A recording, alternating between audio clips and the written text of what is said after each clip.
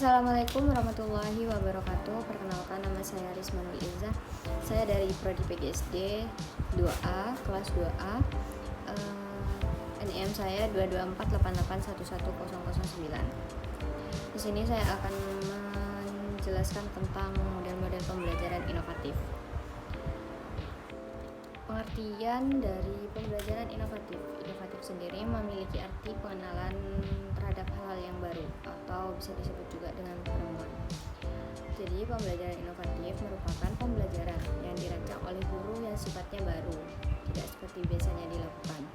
Bertujuan untuk memfasilitasi siswa dalam membangun pengetahuannya sendiri dalam rangka proses perubahan perilaku ke arah yang lebih baik sesuai dengan potensi yang dimiliki oleh siswa. Selanjutnya, teori pembelajaran inovatif. Di sini ada 3 teori. Yang pertama, teori kognitif. Teori kognitif ini teori yang mengandalkan kemampuan dalam berpikir yang dimiliki oleh peserta didik. Namun, dalam proses pembelajarannya mampu mengkolaborasi dalam mengembangkan konsep yang diberikan kepada peserta didik dan dapat memecahkan masalah yang ada di kelas. Yang kedua yaitu teori humanistik. Teori ini mengandalkan komunikasi dengan individu lainnya dikarenakan manusia membutuhkan 3 fase ini dalam belajar, yaitu perhatian, pretensi, dan juga motivasi. Teori yang selanjutnya yaitu teori Gestalt. Teori ini memandang dalam proses belajar mengajar yang merupakan fasilitas dari potensi yang dimiliki oleh peserta didiknya dalam belajar, sehingga munculnya motivasi yang berupa pengalaman dari anak itu sendiri.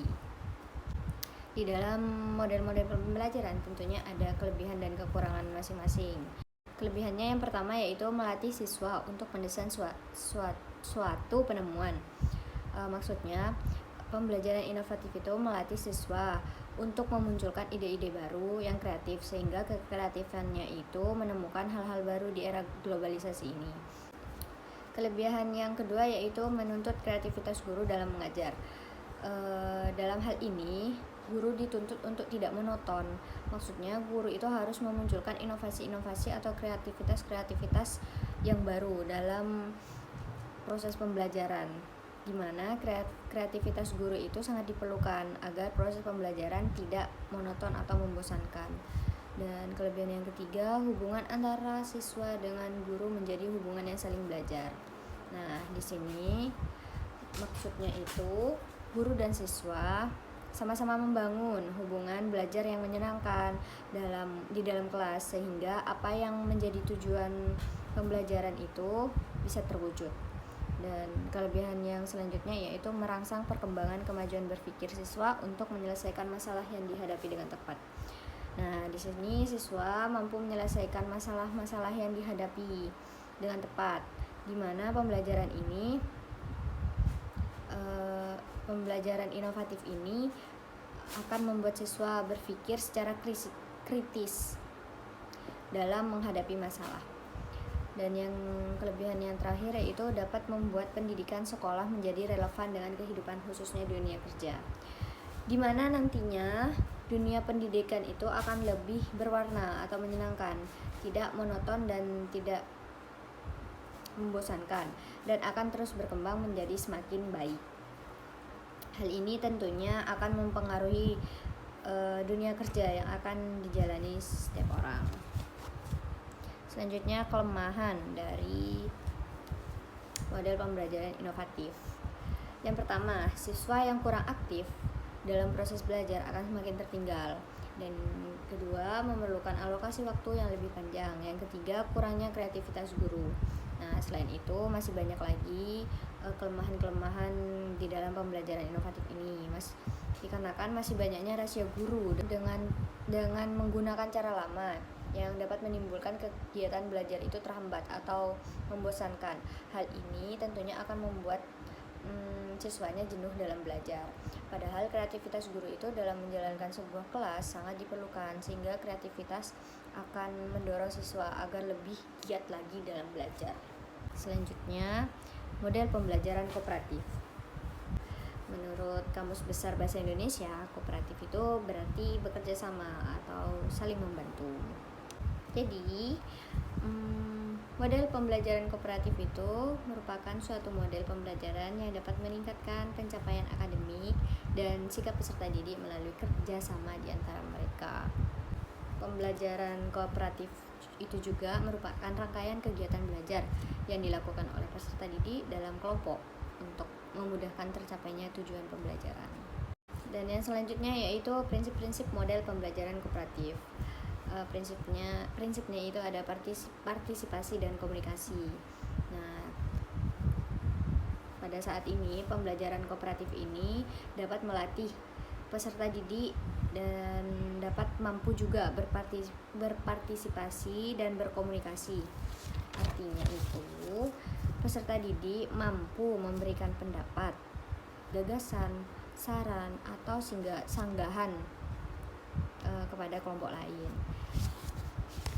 Prinsip yang selanjutnya yaitu ketergantungan positif. Nah, dalam model pembelajaran kooperatif ini, keberhasilan dalam belajar itu tergantung pada usaha. Karena itu, siswa dan anggota kelompoknya harus menyadari adanya saling ketergantungan satu sama lain dalam meraih keberhasilan dalam belajar. Prinsip selanjutnya yaitu prinsip tanggung jawab perseorangan.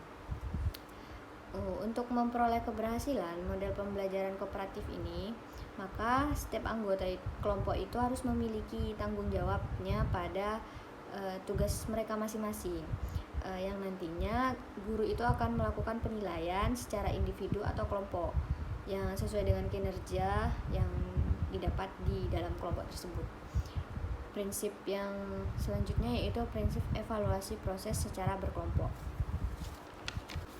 Dalam tahapan ini atau proses ini perlu dijadwalkan waktu khusus bagi kelompok tersebut untuk mengevaluasi proses kerjanya, proses kerja dari kelompok dan hasil kerjasamanya mereka. Selanjutnya yaitu kelebihan dari model pembelajaran kooperatif. Yang pertama, siswa dapat berperan aktif dan mengeksplor diri sendiri, di mana siswa itu memperoleh informasinya secara mandiri, bukan hanya menunggu dari guru saja. Dan yang kedua, siswa belajar bertanggung jawab, di mana tanggung jawab itu lebih diperlukan atau sangat penting dalam belajar. Dan yang ketiga, siswa dapat belajar arti perbedaan. Dalam model pembelajaran kooperatif ini sangat membantu siswa untuk menyadari segala keterbatasannya dan dapat menerima perbedaan. Dan yang keempat, siswa dapat menghargai dirinya sendiri. Siswa dapat mengembangkan sikap menghargai diri sendiri. Dan yang selanjutnya yaitu kelemahan. Kelemahan dalam model pembelajaran kooperatif yang pertama menuntut sifat tertentu pada siswa. Misalnya menuntut siswanya untuk suka bekerja sama atau belajar secara kelompok. Hal ini bertentangan dengan sifat siswa itu sendiri. Yang kedua, fasilitas harus memadai. Dukungan fasilitas yang memadai itu sangat berpengaruh dalam proses pembelajaran.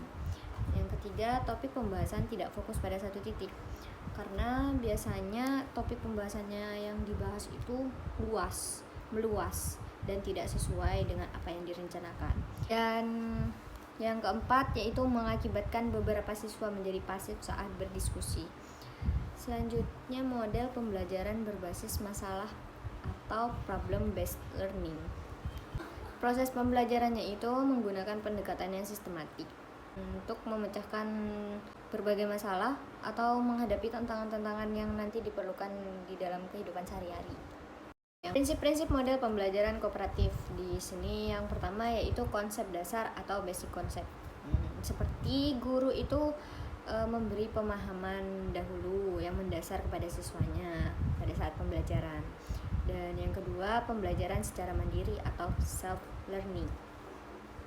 Maksudnya itu masing-masing siswa mencari informasinya sendiri, kemudian informasi tersebut dapat memecahkan dari suatu permasalahan di dalam proses pembelajaran itu. Yang ketiga yaitu pendefinisian masalah atau bisa disebut juga dengan definiting the problem.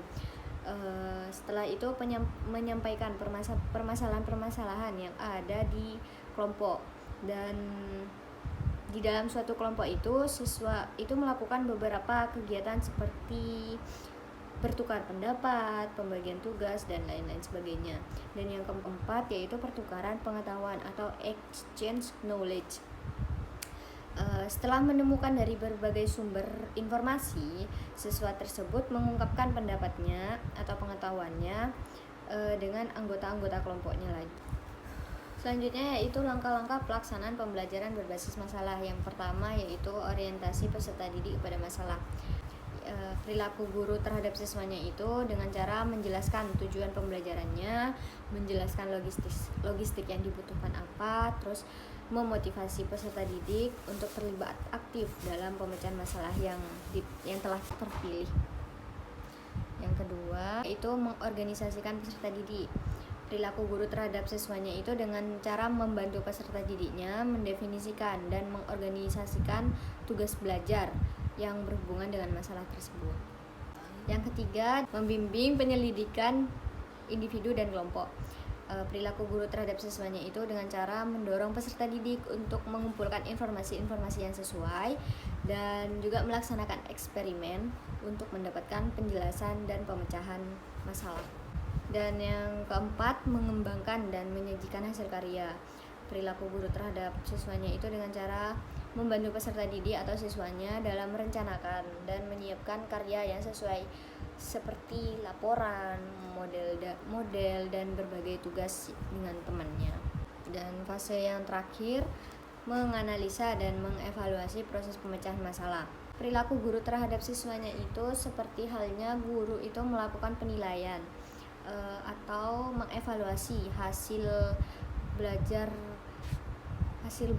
siswanya tentang materi yang telah dipelajarinya, atau guru bisa memintanya hasil dari diskusi kelompoknya itu dipresentasikan seperti itu. Dan sekian pemaparan dari saya, kurang lebihnya saya mohon maaf. Wabillahi taufiq wal hidayah. Wassalamualaikum warahmatullahi wabarakatuh.